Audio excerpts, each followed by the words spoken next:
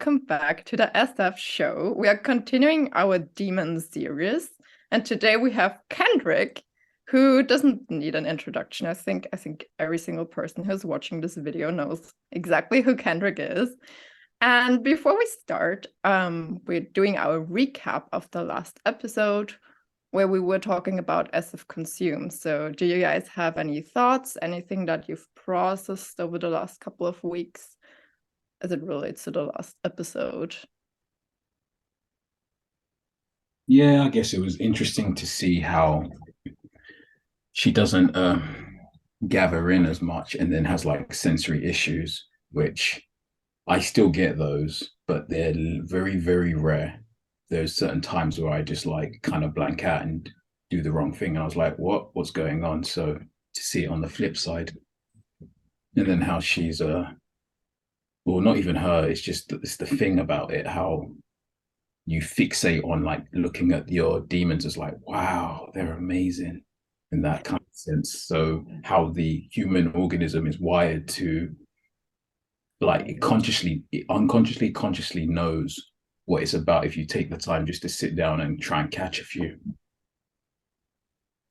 That's so true. With Laija, it was very interesting to have her as a guest, and thanks Maria to invite her. And my brain was only processing like, it is the same because of the consume last. Even if we're not the same quadra, I'm like same. So it was interesting to see how somewhere maybe in the demons, or I don't know, but the quadras doesn't matter anymore, but the animals will take a huge place in regarding what we are doing or not doing. So it was very interesting to see. Yeah, and so the SF show concludes. SF doesn't matter, it just matters what animal we have. So bye guys, that was it. And we are the four animals differences, so it is another way to see our SF show. Yeah, it was also really interesting for me just to see like the watered down or the diluted version of my lead animal, which is how I'm coming to see all the like last animals or the last functions, like a very watered down versions of all of the lead animals or the lead function. So it was very interesting to see that. I could see that like the little snippets of consume coming out in the way that she was describing it. So it was interesting. But also I just enjoyed speaking about SF consumer in general. It was fun. But yeah, no, I take a lot from that. Yeah, I felt the same way. I think same as Emmanuelle too. I started to think throughout the course of the conversation that all people with consume last have very similar problems. And it's not cute, but it was nice to be able to relate and to kind of see where the common patterns are. Something I learned is that the patterns are all the same. Yeah. Okay, so Lindsay, if you're watching this, thanks for coming on. It was a pleasure to have you on. And I think we're good to go to dive right into the topic of today, which is SF sleep as a demon. And so, well, my first question for Kendrick would be, what is your current understanding of SF sleep? Because in your interviews, I know you almost have like a very elaborate concept of all of the things that relate to SF sleep. So I was wondering, can you give us the gist of what you think SF sleep is about? A gist? Oh my God. I can get okay. Oh my God. How would I summarize this? I'm not OI. What are you doing? What are you doing to me? But anyways, so I think SF sleep it has like different dimensions to it. The first dimension is obviously just the physical sleep. The other dimension is having a routine for your health. So it's, your exercise, your diet or nutrition, your sleep patterns, and also for your mental health. It's also processing your emotion at a deep level and actually pinpointing the exact word to name what emotion that you're feeling or you're struggling with. And also it's also the SF cool part, like how you present yourself, but because it's in a sleep position, it's like what you value. So you don't necessarily care what like what the tribe is valuing, kind of like with Sam, with the SF play. But like for me, it's because it's sleep, it's like what I personally value, and also how I organize it. Like I remember when I was in college, we had like a fashion show, and like we had like, it was like a marketing class that I took, and then they had to pick like 3 males and 3 females within our group before like for the final project, which is gonna be a fashion show. And we had like a celebrity fashion what do you call that person? Image consultant. Like she did like the image consulting for like Bill Clinton or something. And then like she was like explaining to us like, okay, Kendrick, you have a small head, so you have to wear like a V-neck. You have to wear a V-neck. And then like you would look good in like a V-neck, a vest, and like a cardigan, and then like so I was like, wow, Sorry. yeah. And then like so it's like so there's like an SI way to organize how you like look, and like it's very like organized. I think Hannah would understand because like we both are in the same. I know what you mean. Yeah, there Yeah, are all yeah. of systems like the Kibble system, and then you have the 4 seasons of like the colors that you have in your skin and your hair and all of that. Yeah. As like an NT person, I was like, wow, this is like interesting. I'd never heard of this because I have no clue how fashion works, right? And then they're like, yeah, you're like, they're like, you're an autumn. That's your skin tone or whatever. I'm like, oh, okay. So they're like, you need to wear this colors. That's why I have my purple shirt, right? That's what people like. So I don't have it. Unfortunately, that purple shirt's destroyed. I gotta get a new one. Sad. Anyways, yeah, so that's like the gist of it. I could go deeper, obviously, but that's the gist of it. That was a really good overview. I've always found that really interesting, like just from an NE perspective, how you're able to break SF sleep into these different categories, or just SF into these different categories. It's kind of like the spreading of all of the functionalities of SF sleep, I guess. Yeah, exactly. I agree with you. I think it's a very good classification that you've been able to come up with there. Yeah, it makes a lot of sense. Yeah, so I was wondering, because you've been a personal trainer, as I understand that, for quite a long time, right? And then you changed jobs. Yeah. So you kind of have the health routine and stuff down, I would assume, or at least to a degree. So I was wondering, where do you still see yourself not taking on the SF sleep? Where do you feel like it's particularly hard for you? Like English is for me, apparently. Where do you see yourself avoiding the SF sleep? Geez, I don't know how personal I should get here, but like Not just you please. Yeah, all the feels. Just know it goes online. okay. I can say whatever it is. Just It goes on the web. So basically, the area that I have the most trouble with, I think, is eating clean. So I used to do it religiously when I was single, like, and at one point I was like a 9% body fat, and I was pretty ripped, like not as jacked as Samuel, but not even close. But I was pretty fit, pretty fit, like, but like but then like when I started dating my girlfriend, like 10 years ago, that's when we're like eating out in restaurants and like there's like snacks at home and stuff, and I'm like, oh, that's out of the window. Later on, we did try, like, once, obviously, like when we moved in, we tried eating clean again and stuff, meal prepping and all that stuff, and it was okay for a bit. But then recently, we're trying to save up to buy our own home, so we're like in that process. So we previously were living in an apartment, and then our landlord, like, she sold the place, so we're like, you know what? Instead of renting, let's just go move back to my mom's place so we can save up money to buy a mortgage, get a mortgage ASAP.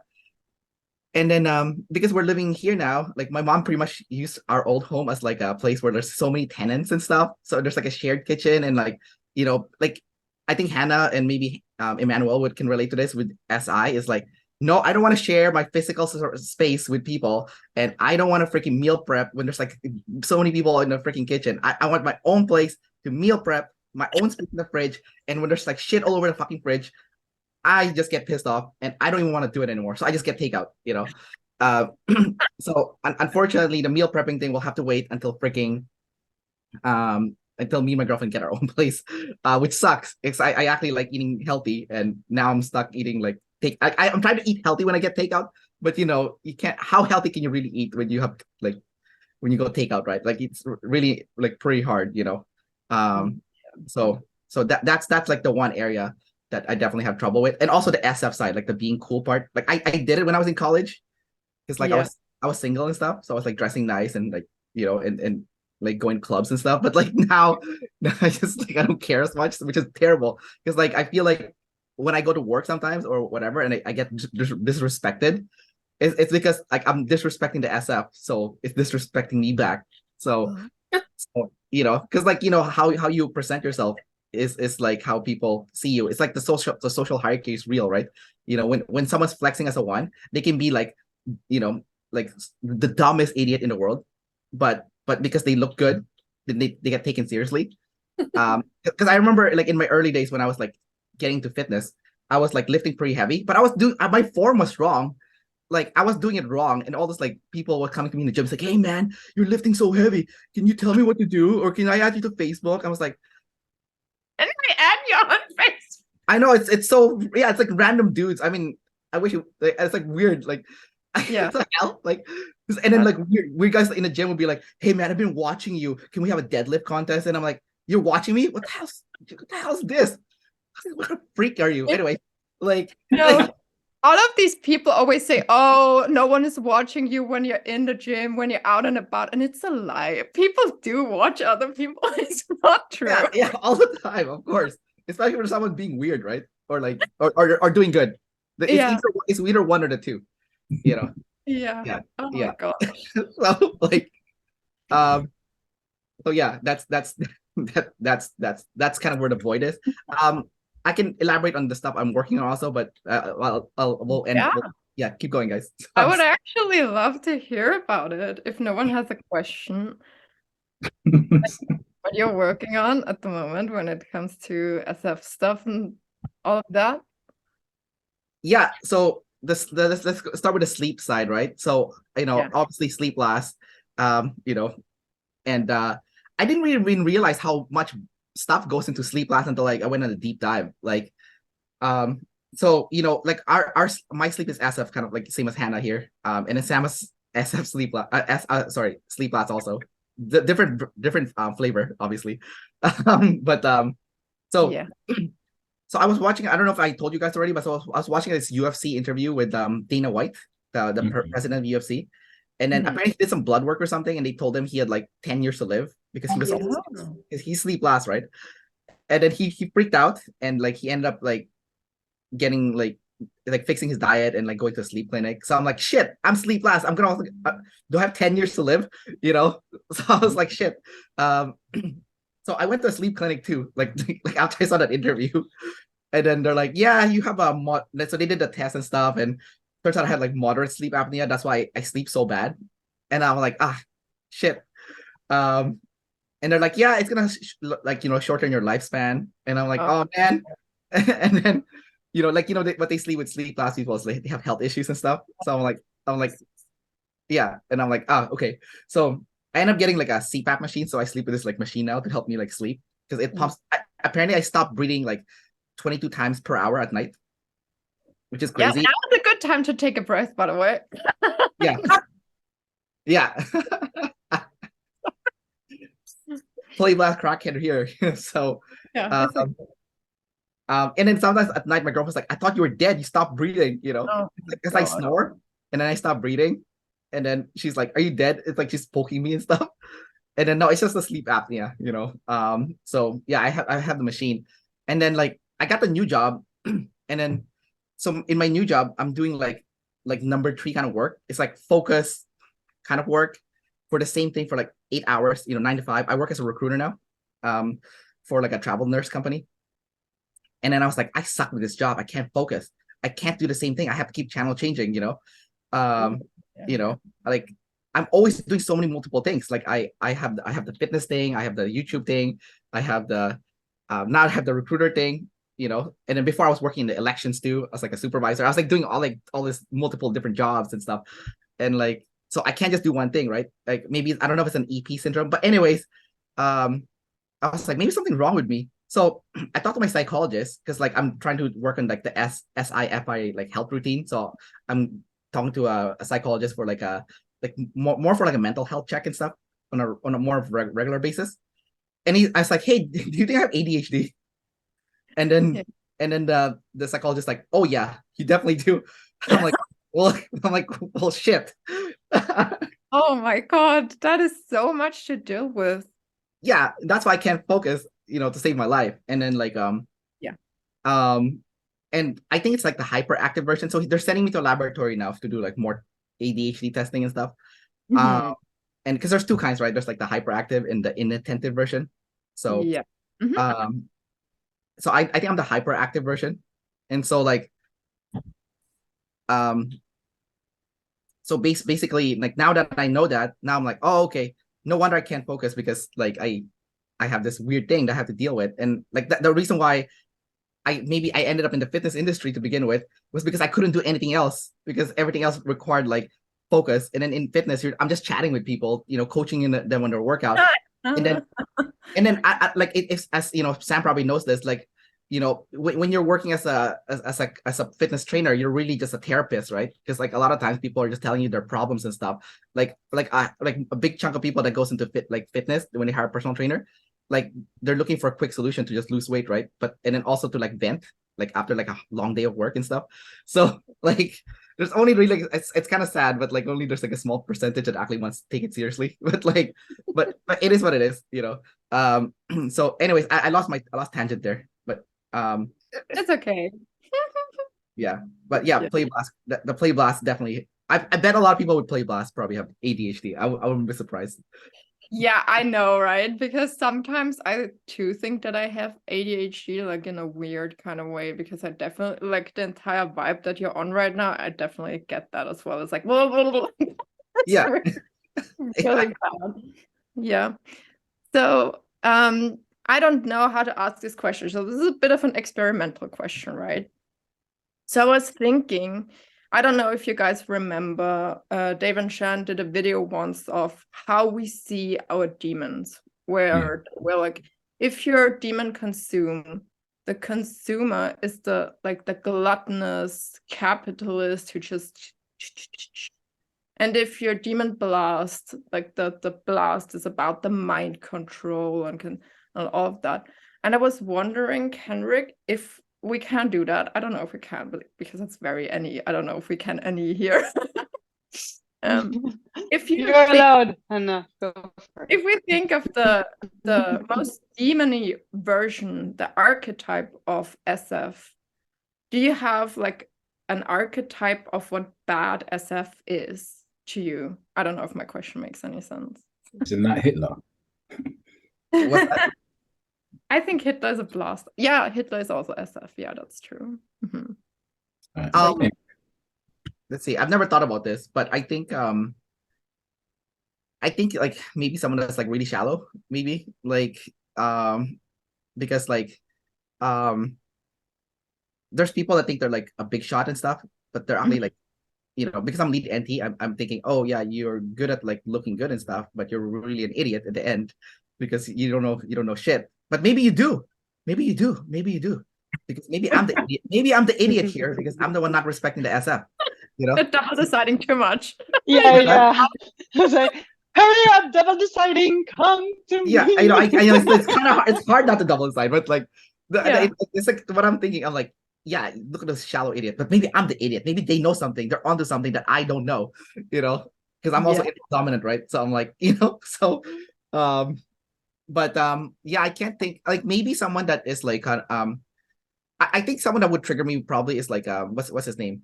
The Seinfeld guy. Yeah. Because he's like so full of himself. And like I think we all agree on that. Yeah. And but like it's okay. Sorry. sorry. Like he's full of himself, number one. And number two, he was popular, but he's not popular anymore. Like no one cares about him anymore. So you can't ride the coattail of your past achievements, especially if you're gonna be a dick about it. So that's one. But really, I think the number one thing that would trigger me, to be honest, I don't know if this is SF or not, but I just wanted to point it out. It's like I think the thing that would trigger me the most are actually the specialists, like the number threes. Because like the way I think about it is like, imagine you're like a specialist doctor, and then you like someone goes to you for like a surgery, and then you screw it up, and now they're like in a coma or something, and then or their like face is permanently messed up, and then you're not gonna take responsibility for it, and then you're gonna be like, nope, that's you, you know. It's like, no, I didn't do anything wrong, and then I'm like, you know, that's why I think I'm a 2, because I'm like, no, every time I make a mistake, I take like responsibility for it. So when someone doesn't take responsibility for it, I feel like come on. I mean, I understand you don't want to get sued and stuff. So like from like you know, from an S. I'm not sure the number 3 doesn't take responsibility when it's in their specialization. Just saying. I hope everyone could hear. I think the difference is that it's good. Oh, It's is fine. it okay now? Oh, maybe Emmanuelle, maybe we can like make a cut here. Sorry, Maria, that I'm giving you work. I will Sorry. put a cutting it, but maybe messed up. Say it again. It messed up, or is it okay? Yeah, Fine. it was. No, it's fine. No, it's fine now. So okay. So I go back to what I was saying. Okay. So I don't think the number 3 doesn't take the responsibility in their own specialization. I think the to take responsibility is take responsibility about every shit that is around you. That's the number 2. But the number 3, the three, they all take responsibility in their jobs most of the time, because they are, you know, obligated to specialize and go deeper and stuff. They just will not spend in other places. But what they have to do, they will take the responsibility for it. If there are, you know, you have other factors, obviously, self-growth, mindset, blah, blah, blah. But just saying. Maybe it's the 4s that you're talking about, Kendrick. The number 4s. Maybe, I don't know. Maybe it's the morons. The I will morons. not take Maybe it's responsibility moron for a type, mistake. moron they type. make. The moron type. Number 10. Sam is a 10. No.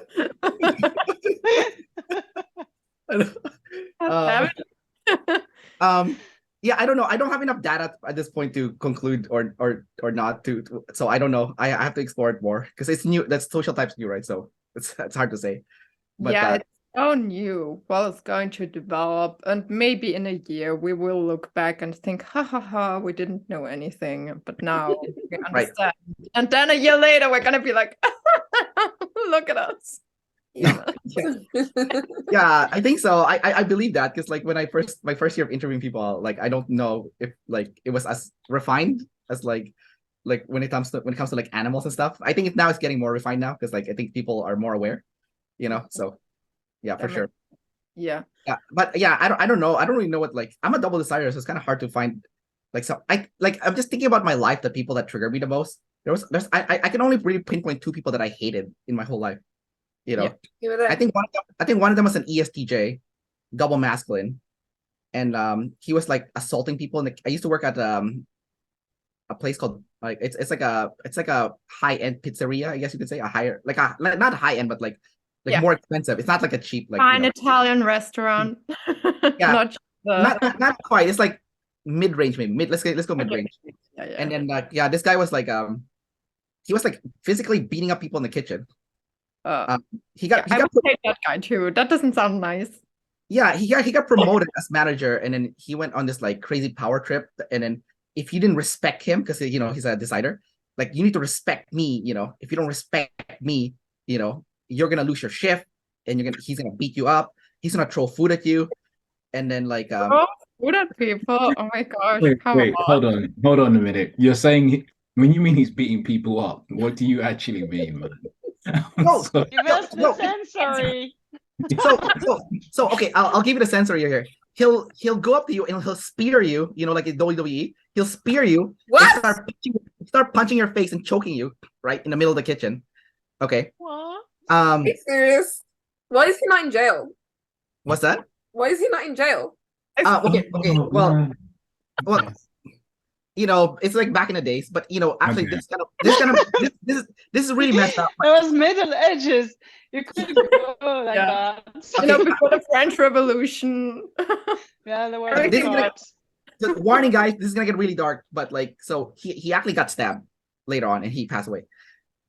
Because he caused so much like this issue. I know it's kind of funny too, but yeah. Karma coming hard for him.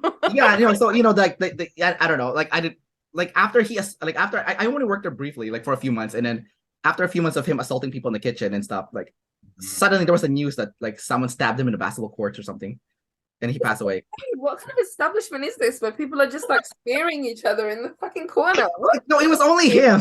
It was only him. I don't know what is spearing actually. What is it? Someone It's showed like me. Oh, it's like where you No, it's like Oh. it's like a football tackle. yeah, Like a football tackle. Yeah. Yeah. put them in the middle of the and then you just Okay. charge at them. Yeah. Yeah.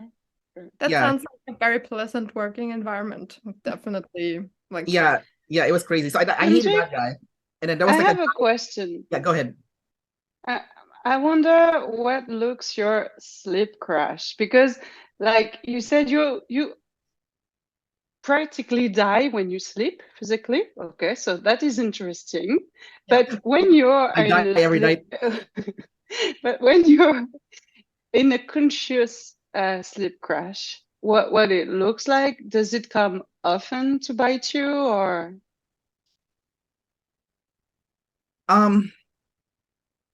I think because I'm double activated play, the sleep crash is the opposite of that. So I'll go up to people that I know and I still communicate. I just tell them I can't see you guys for 3 weeks or something, Wow.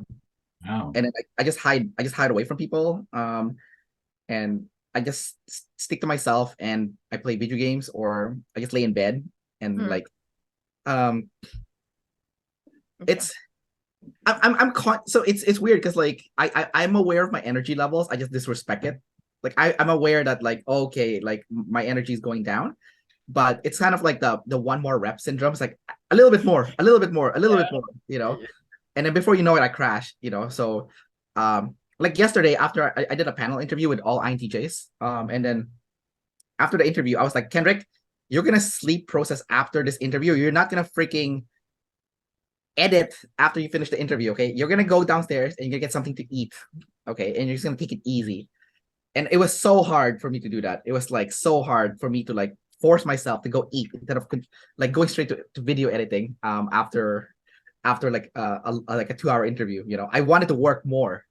So so that's but as I'm getting older, I'm like, oh, Kendrick, you're gonna pay for this. Just go eat something. And then you can edit the next day. I even said next day. You're gonna hang out with your friends after and just enjoy your life. So it's Got a question for you then, because you are my cousin in that world. Yeah. Does it feel like you get the car flashes red and then all of a sudden it kind of just disappears and then you carry on? Because that's how it kind of happens for me, where it flashes and I can feel how tired I am. And then after a certain amount of time, it pretends like it's not there anymore. Oh. It definitely does. Especially when you're working, because I feel like when you're working, work is really interesting because sometimes you're doing really boring, repetitive work. I know the IJs love that stuff, but No, don't assume anything, please. Okay. But anyway, so good that you pointed that out. So you guys hate it too. But anyways, but there are times during work where it does get exciting. There are points of excitement, and then it bumps up your energy. So I think when those feelings of oh, I'm really tired comes up, but then those exciting points happen during the work, it kind of eliminates a tired feeling. So I'm still tired, but it's less. because of Okay. those like good moments, you know. So I don't know. It does happen for sure, but it And depends. then Yeah, go ahead. what happens to you mood wise?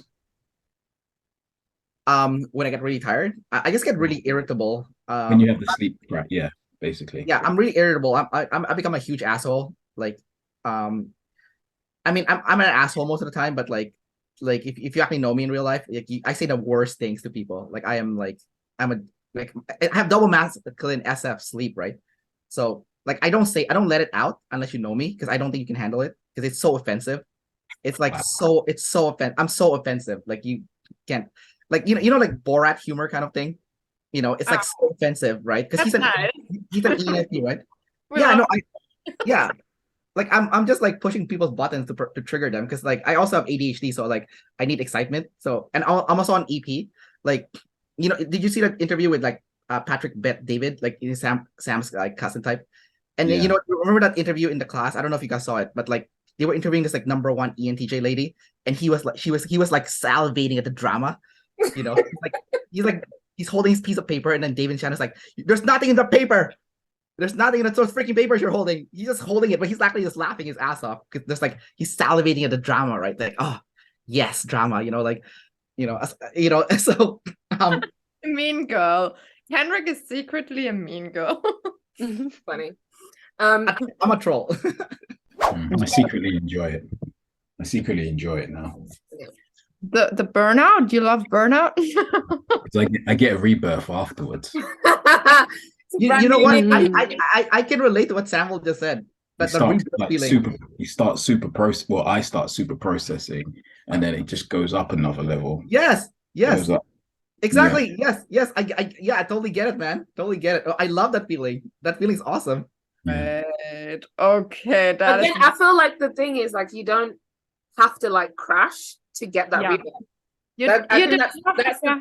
That's the thing in your mind that's telling you that you have to crash to be able to get the rebirth, but in reality you don't. Like you can just do it on purpose. I think the crash is awesome though. You're missing out. That's like a different experience there. Like a different world that is I don't like the lukewarm feeling, like it has to be intense, Yeah. Okay. Well, I'm just following the animal stack because there's literally that's how I consciously flow. So I just keep playing it and then it gets shorter. And it's like I get to taste what.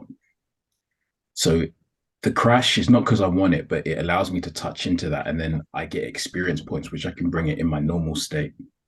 Because it's like you said, Maria, it's very, very watered down. So I'm like, sleep what? Sleep what? Anyway, it's about Kendrick. So as much as I want to talk about myself, let's carry on. Yeah, I have another question for you, Kendrick. This is a bit of a channel change, but we always have to ask this question. So we always want to know how our guest relates to all of the other SF sleep saviors, if that makes sense. So if you look at us or think of friends or co-workers that are savior SF, like what is your general reaction and thoughts about them? I think I get along with the ISTJ or that quadra with SF sleep high in general. Like I have a lot of friends with that. At work, I would have friends like work friends like Samuel, like SEFE types. And Are they I black just too? so what's that? Are they black too? No, they're not black. No. All right, cool. No. Fair. Yeah, no. But like they didn't make the cut. Not yet. Maybe. We'll see. Yeah, but usually I feel like I talk past people that are like Samuel's SEFE type because we're talking about different stuff. And then I see them doing the TE thing with like the FE. It's like so because I teach spin, right? I'm a spin instructor. So like I see like those SEFE guys are like, what about this music? Or this music or this music, And I have like my SIFI, like I organize the playlist when I teach spin. So it has to like I try to like it's my little SF sleep bubble where I get my self-expression during spin class where it's like I organize the song so it's like one time we're being excited, 1 minute we're like depressed, and it's like I try to put people in like an emotional roller coaster when I teach a spin class. And I also change the difficulty and stuff. So like I tell like the SEFE like the ESTP jumper at my workplace about this, and they're like, "What about this music?" So it's like they don't care if it's like a bad music. They'll just keep throwing music at me because it's not personal, right? Like but for me, it's personal. I'm like, no, I gotta take the people on like an emotional journey. I can't just like pick this garbage music that you're just throwing out at me, But they're like, oh yeah, it doesn't matter. So it's not personal, right? Because it's like it's just music, whatever. And then like for Emmanuel's type, like the ISFJs, I think I have I like when I was in college, I did have ISFJ friends and stuff, but I don't have many ISFJ friends now. I think it's because I get triggered by the SF blast because it's trying to tell me how I should behave, and for me that's triggering. I'm like, hey, don't tell me how I should behave, okay? F you, kind of kick you in the face. Just kidding. But like, F you. yeah. I don't want to hear it. I don't tell you how you should do your job, do I? With my SD blast. So don't tell me how I should behave, right? Because like with the ISFJs, it's like the SITI, like the how you do your work is personal, right? Like competency is personal. So, but no, I still have like it's hard for me to have long-term ISFJ friends that so it's definitely like a struggle. For Maria's type ESFPs, like I think I have trouble with. I do have one ESFP friend, but he's a mope, so I get along with like the mopey version. But like the high play version, I think I struggle with like talking with them and stuff. So I don't have any like extroverted or like high play ESFP friends. I think that's the best way to describe it. It's just we just don't like. I tried having friends that are like the high play like the higher play version, but it just doesn't. We don't click. There's almost like a clash. I feel like between ESFPs and ENFPs. I mean, me and Maria, we had a really good interview. That's one of my better ESFP interviews that we had. But like, I think in general, I do feel like I have a clash with like the ESFPs. It's like, because like even with the ISFJs, lead SF, I'm still an EP, you're still an IJ, so there's like we still kind of get along because we're still different to an extent. As long as we don't like, like as long as they don't tell me how I should behave and I don't tell them how they should do their work, we're good. We're good, right? But somehow with like the ESFPs, there's definitely like a personality clash. It's not as bad as like a personality clash with like another type. Like I don't think ESFPs are like the type I clash with the most. It's just like there's just like it's just missing the clicking, like the clicking. I'm okay with the jumper ESFPs actually. I think the TE we speak the same language, but somehow when it comes to SF consume, it's just like there's definitely a head butting unless they're like the mopey type as I mentioned. So basically you're saying ESFPs are low on the totem pole. That's how I transferred it in my head. Yeah, sure. Yeah. But I think the reason why I butt heads with like the ESFPs with like the have high play, I think it's because of the conflict between so I have NF consume, right? So I like to get to know the person for their real self, their authentic self. So the ESFPs with like demon NF sleep, they don't know their real self, right? So they come across as more shallow unless they put the work into it, right? So that really bothers me, the shallowness of the SF. But like my friend, for example, he's consumed sleep, right? So he has the NF high, right? So he knows what he values. He knows like the bigger picture. He knows what's more important than the being the cool, which is like the big picture of like helping humanity at a deeper level, essentially, or even helping yourself, having that personal growth, right? And I really, because I have that NF consume, I really appreciate. I really like to get to know you at a deeper level. But if you haven't processed what that means for you with your NF sleep, then there's a disconnect, right? And also vice versa, right? With like the ESFPs, they have SF consume and I have SF sleep last, right? So because it's also my fault because I haven't taken the time to develop that SF side, even at a more like animalistic level, which is like the SF cool part of it, right? Then they're not going to respect me either, right? So there's going to be like the headbutting as a result of that. So I think that's where I headbutt with the ESFP standard types. Yeah. Mm-hmm. Very interesting. I'm gonna have to think about that. Here we have a classic case of demon SF. Okay, that is very interesting. I did not expect that, and now you've kind of thrown me for a loop. God Yeah. damn. Okay. Well, okay, I have to really try not to sleep process now. This is not the time. Not now. So there's one other topic that I wanted to bring up just because it's fun, and that is the social hierarchy. And there, I've been thinking about a specific thing when it comes to the social hierarchy, when it comes to congruency with your OPS type and your social hierarchy type. And I was thinking about how if you're more incongruent, maybe you have an easier time leveraging your demons because you kind of have to. Whereas, like on the flip side, maybe you have more depth in your saviors if it's congruent, if that makes sense. And I've been wondering if in Kendrick, you have any like observations with regards to social hierarchy connecting to the demon SF or the savior NT, maybe even.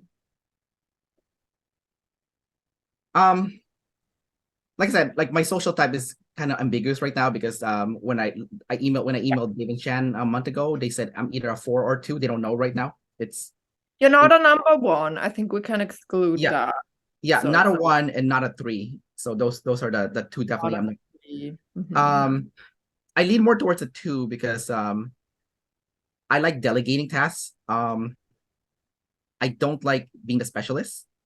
I don't want to be pigeonholed in just one thing. So if you were a 4, then you would have saved your specialist at the same time. And I can't specialize to save my life. I have to be the jack of all trades person. Like even when in fitness, I'm a personal trainer. I'm a spin instructor. I have my certification to be a yoga instructor. I teach senior fitness. I teach like people with osteoporosis, and I just want to do like a little bit of each because I don't want to specialize on anything in particular. So, and then for YouTube, I have like a travel YouTube channel, and I have like personality trainer. And then like I felt like when I was running those 2 YouTube channels, where I thrived the most was going to Fiverr and hiring like freelancers to like do the work for me and delegating the task for me. That's when like I was performing at a higher level, was from delegation and stuff. So I think the disconnect between my social type and my OPS type is I have double activated play, which makes me very 4-ish as a result, because 4 is about friends, and I'm very big on friends for sure. So and then also if I was at 3, if I was at 2 but I have demon consume, then there's the disconnect happening there already, right? And the thing is, how I would come across as a 4 is because specialization 3 is blast and I have savior blast. So you could argue that like, oh, okay, like the specialization is not as bad as someone that would have it as blast last, for example, because I do have blast as savior. So that's also, if I was a 2, I mean, then that would mean like, oh, you're using your specialization because you have blast as a savior. So it's kind of weird. And then if I come across as a 4, it's because I'm sleep blast, and sleep is correlated with number 1, right? So so that would make me look like the ego and flex would be the hardest thing. But if I look at my life though, I'm not missing ego and flex, because I have 2 YouTube channels that I run, and my blog is named after me. I have a travel blog too, and it's named after me. So I have my name on something already, and I'm also, I do like self-promotion as well. Like I've been interviewed by, like when I was big into the travel stuff, like I was interviewed by local local newspaper. I went to a different province in Canada to get interviewed by a radio station. So like I have a little bit of the flexing. It's not a huge box of flexing, but it's not missing, right? And I remember I have a friend who's, I think he might be a 1. He went up to me. I invite him to my birthday party. I see him like once a year because he's a 1, so I don't see him often, right? And then I'm trying to build up my business and stuff, and I'm telling him like my struggles with my business. And then typical like number 1 story. He looked around the room. He saw all my friends, right? And he looked at me and he said, you know the reason why you're not as successful in your business as you should be already? And he looked around the room, right? And he looked at me and said, because you're not willing to do what it takes to Maria, why are you laughing so hard? Can you relate? to be successful. You know, and then I'm like, yes, you're right. You're right. And then I'm like, I don't know what to do with this friend thing then. Like, I do know that it's my friends, because my obsession with hanging with my friends that is like making me not as successful as I should be. You know, I already know, because I took 1 year off to go backpacking around the world. And during that 1 year, I leveled myself up immensely as a result of being away from friends. I know it sounds horrible. But I don't know. Like, didn't you meet people along the way? it was 80% solo. It was 80% solo. I was by myself. Yeah, 20%. Holy Yeah, shit. it was really good, because like I got a chance to really sleep process that 1 year. It was like the best thing I've ever done. I really leveled up my DI in that 1 year. Like, I really thought really highly of myself after that trip, because like there were so many situations I was in a bad spot, and I got myself out of it, and it was purely because of my own effort. Like that I got myself out of it. Like, for example, when I was in Europe and I was in France, and I have to transfer from one train to the next, and there's like a 1 minute connection time, and I would, while carrying like a heavy like 50-pound backpack, gun it from one train to the next, and just jump into the train right when it closes. You know, Killing yourself just because you wanted to. yeah, no, because then if I miss that train, I'm gonna miss the next connecting train. And then like when I was in South America, I was crossing from a country called I was in Brazil, going to a country called Guyana. I don't know if you've heard of it, but yeah. So to cross there, it's like a dense jungle. There's no roads, and like I took this van, and the van driver ended up to be a smuggler, and then there was like a military checkpoint in the middle of the jungle, and then the military was like, hey, what do you have that on top of your van? Like, it's like a big it's like a minibus or a van or something. And then he's like, I don't know. I'm like, what the stupid smuggler? And then later on, it turned out he was a smuggler, because he was I don't know. he was smuggling alcohol from the river. Like we stopped in this random river, and he was taking forever. Like, we were there for like 6 hours. I didn't know what he was doing, and he turned out he was smuggling. He was taking alcohol from like a canoe. But he put it on top of the van, and then I was like, well, this kind of sketchy. What the hell's going on here? And then it turns out he was doing some sketchy smuggling and stuff, and they confiscated it. I'm like, what kind of stupid smuggler is this? Like, you put it on top of the van? Shouldn't you hide your stuff you're smuggling? What a fucking idiot. This guy's definitely not NT. He probably has NT in the bottom somewhere, you know. And then like, Come on, SFs have thoughts too. We're not like, what's that? No, I'm not shitting on you guys. Sorry. But like, you know, I know Samuel has NT in the bottom, but like, but yeah, so after that happened, I was like stranded in the middle of the jungle. I have no place to go, no place to sleep. 2:30 a.m. You're getting bitten by mosquitoes that lays eggs in your skin. You know, and like, and it's just a horrible situation. But like the next day, I got myself out of it. Like I went and I used like, you know, my play, and I started talking to different people, finding a way to get out of this place. There's no public transportation here or anything. So like I pretty much have to like stop every vehicle that drove by. Like usually they're like trucks delivering stuff, and I would like beg them, please, can you take me to the next city? There's also people here that need to get out of here, right? Because the smuggler cost like several people to get stranded there too. So yeah, managed to find a pickup truck. I had to share like a one-seater with a big black guy, and then like imagine like a one seat, a car seat, and it's me, and like it's a huge black guy, and I had to put one of my feet like up, and one of my feet is up, and it's above the gear. So I'm sitting there for 8 hours with my feet up in this weird awkward position, and then the guy who's driving, he looks like 50 Cent, and then like and then he's like, he even talks like him, and then like he extorted us for money to take us to the next place, but we had no choice. We had to pay him because we're stranded, right?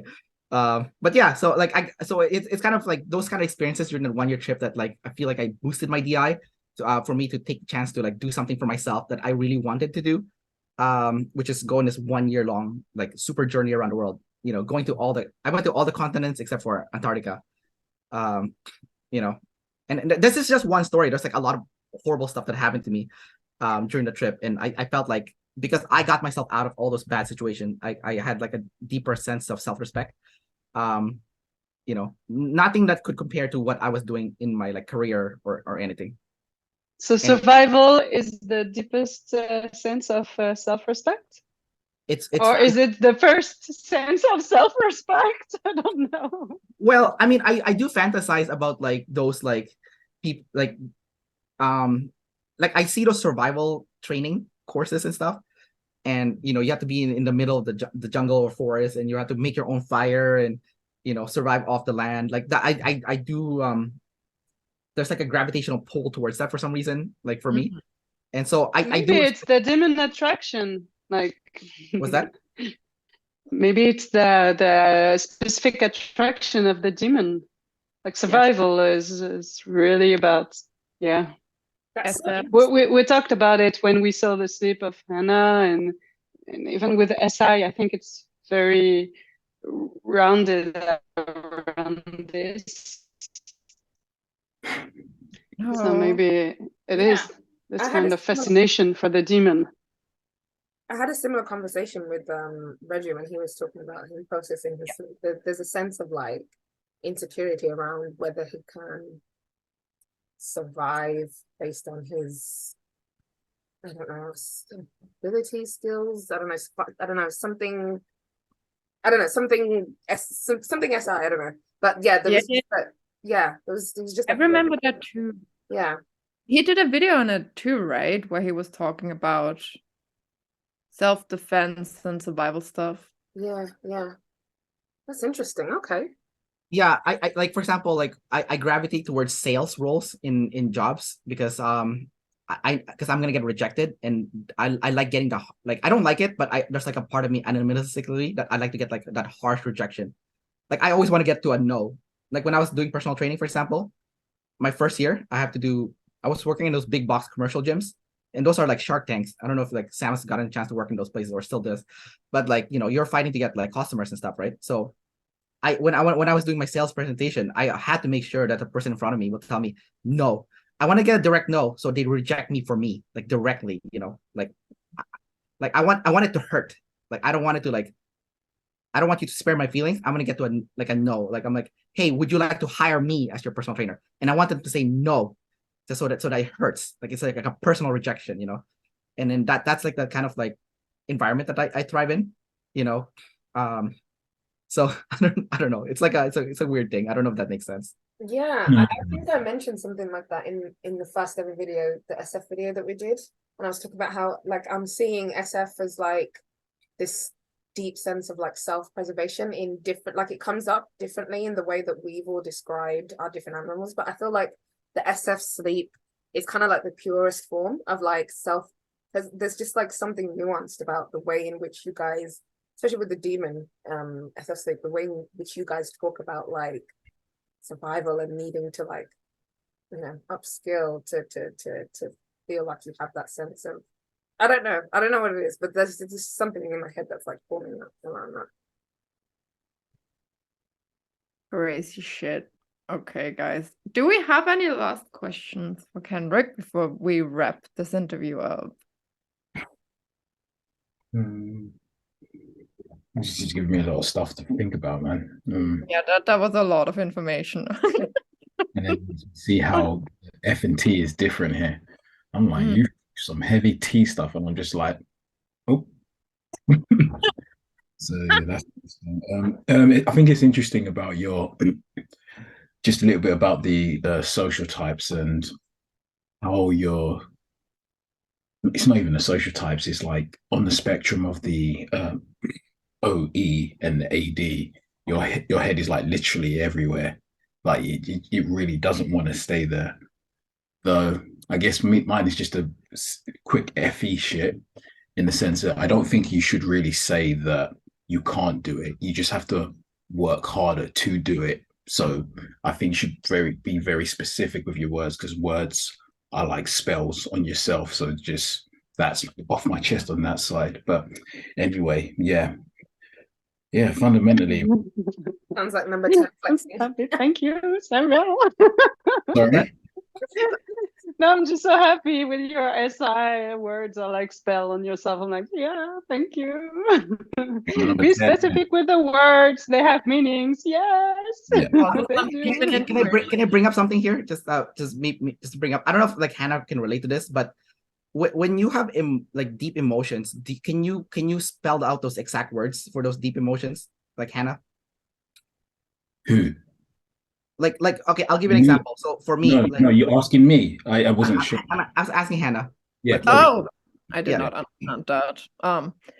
I think my honest opinion is that emotions are very complex and that we usually don't have, like, if it's just, oh, ice cream, nice, then maybe, yeah, I can label that emotion. But if it's like, if we're really talking about a deep emotion, it has a lot of layers to it. So it's not one word that, I mean, okay, so if you use some intuition, maybe you could say, if you have an emotion, like, for example, grief, I think we can all understand what grief is like, but the expression of grief and the way that grief feels could be different depending on what your specific experience is. So I think it's very hard to just use one word, but I think what we can do with the SI is tease the emotions apart and be like, there's a little bit of this emotional ingredient and a little bit of this one, and this is how they are connected, if that makes sense. Yeah, but not always. Yeah. Can I ask a question? And this is like based on like what I got from Harry Potter, right? Because like J.K. Rowling, she's like SF sleep saver, right? And yeah. like from reading her books, I can just I just see a lot of like SF sleep stuff coming out in the way that she's talking about, like, especially when she's doing like the Patronus charm and everything. It's just it's like a very SF processing way of doing it. So like my understanding of SF sleep is like there's you build a specific association with an emotion. So it could be like an image that you remember, like a really still image, and you associate that still image with that emotion. And so, or like you associate like that thing with that emotion, or this big event with that emotion. So it's like building an association with a very specific thing. And that's kind of like my understanding of how SSD processing. Okay. Yeah. That is so true. The only thing that I would say is that I would tweak and how you explain it is that it's not a specific association.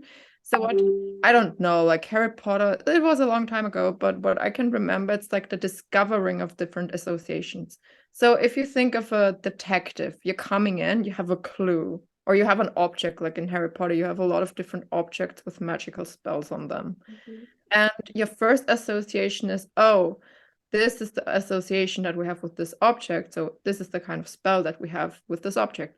And then over the course of the story, you discover more and more information about the object. And then you start to understand that there are different associations, different kinds of spells that are also at play. And then you start to recontextualize the object.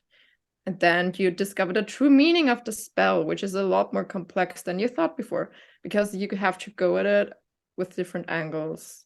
Sorry, did anyone understand that? I don't know. Yeah. That's just pretty amazing. Like, wow. It's very complex. Yeah, that's super cool. Okay. But it's the same process that you describe with the social types, you know, like we don't know yet. We didn't go into the journey, bringing all the stuff like SI. So, I mean, in general, it just sounds like OI. Like how OI works. We have the same disease. It's a good one. It's a good one. No, I'm not gonna make that joke. Oh my god, it's so bad. I'm gonna mute myself instead. Okay, so I think that's a wrap, right? Thank you, Kendrick, for coming on. That was a very interesting conversation. I feel like I have to process all of that. And yeah, guys, if you have any more comments, any more questions, please send them to us. We're really interested in what you have to say. If you have show ideas, suggestions, stuff that we should cover next, write us a comment or send us a message on Facebook or whatever.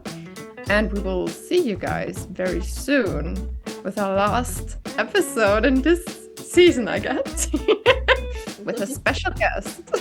Take a guess in the comments who it's going to be. No. Yeah. Thanks, guys. Have a nice weekend, I guess.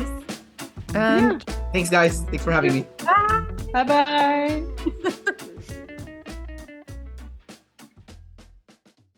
Oh, wait. recording in progress. We have the unpaid account because we're cheap. So we have to. You're cheap.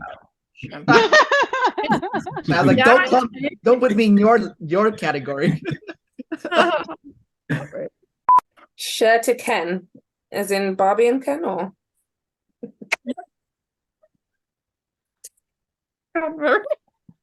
Yes. We're the Barbies and Kendrick is the Ken. Oh my gosh. Call me Tyrone. Tyrone. no? Who's we're talking Tyrone? about Ken and Barbie. I know. I'm Tyrone. I'm Barbie's secret affair. Oh. You and Kendrick are having an affair. No, because I'm into Barbie.